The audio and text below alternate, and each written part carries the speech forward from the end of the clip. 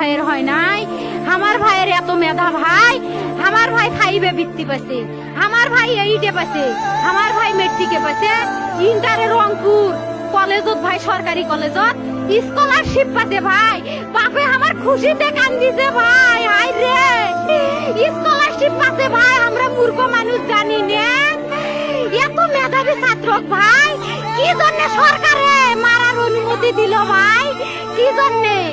আমার ভাই রুকিয়া varsity English subject নিয়ে অনার্স করলো ভাই, 4 বছর হয়েছে ভাই।